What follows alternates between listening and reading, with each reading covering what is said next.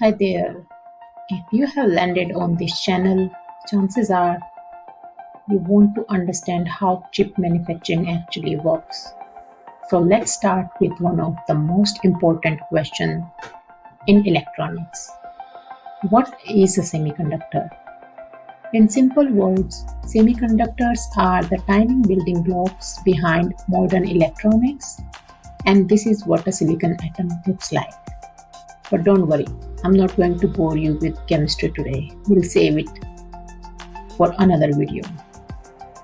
A semiconductor is a special material that can sometimes conduct electricity and sometimes it can block it, which makes it perfect for controlling electrical signal inside electronic devices. Now to understand this better, let's look at three types of material. First, insulator. Materials like rubber or plastic do not allow electricity to flow easily. Then we have conductors. Materials like copper allows electricity to flow very easily. But semiconductors sit right in between. And that's exactly why they are so important.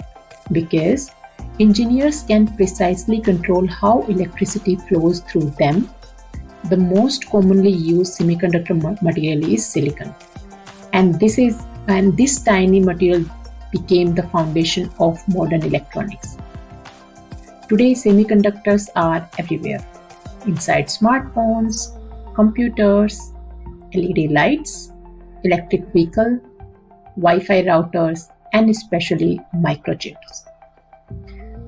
In fact, without semiconductors, there would be no smartphones, no internet, no AI, and no modern technology as we know it. They are the invisible foundation of the digital world.